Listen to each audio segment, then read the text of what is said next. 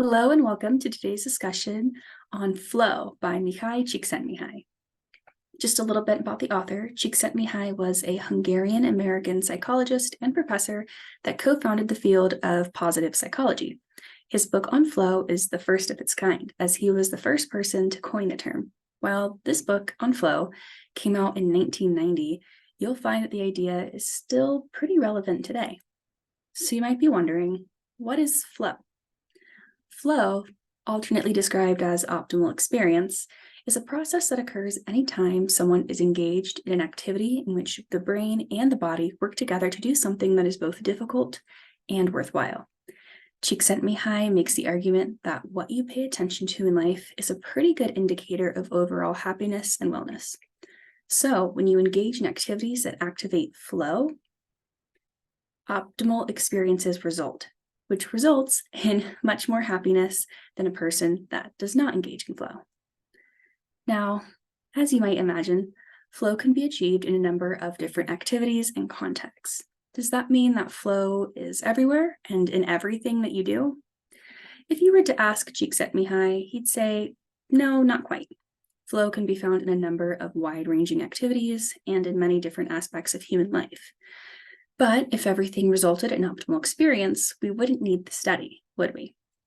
Csikszentmihalyi offers certain characteristics to help identify whether something results in true optimal experience, or flow.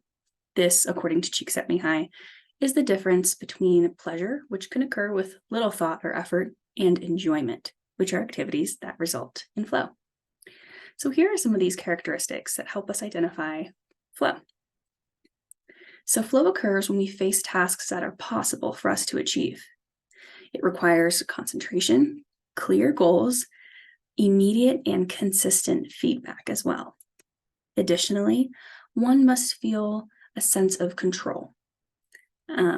Often, when engaged in activities that result in flow, it removes the awareness of everyday life. Time often feels altered. You can do this activity for quite a while before you realize how much time has passed. And the concern of the self in terms of your own internal dialogue or your body, it kind of disappears.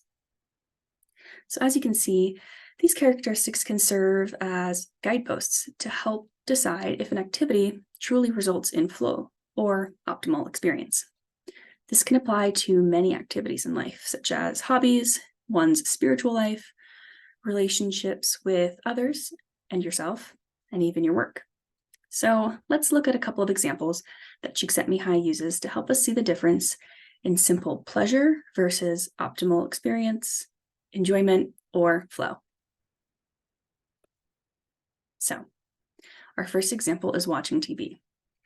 Now, when you watch TV, there is little challenge, as you are likely watching something for entertainment. Concentration is limited. You might be scrolling on TikTok or online shopping while you watch TV. There are no real goals and little communication, even if you're watching with someone else. Csikszentmihalyi wonders in his book, why then do Americans watch so much TV when we know this doesn't lead to true happiness? Let's look at another example. Csikszentmihalyi often uses rock climbing as a prime example of flow. So thinking about these characteristics, what do we see happening here? Well, there are obvious goals, such as wanting to climb to a desired height. You have to concentrate deeply, communicate and receive feedback from your belayer or fellow climbers. You have full control over your destination and the journey through your body's movement. And as climbers often report, you may feel a sense of time slipping away or not realizing how long you must have been up there climbing. So the biggest takeaway from this book for those who are either current or aspiring educators is to ask ourselves, how can we engage students in flow as much as possible?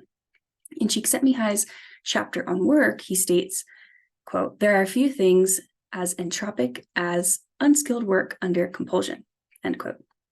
You may have had a job like this in the past where you showed up for a paycheck and did work that wasn't particularly engaging or meaningful, but you did what was required. This can be soul-crushing. It's unfortunate to think that many students may feel this way in education. One example could be a lack of engagement or intrinsic motivation for students taking courses that they have no interest in, but they need to fulfill a required core studies course for college.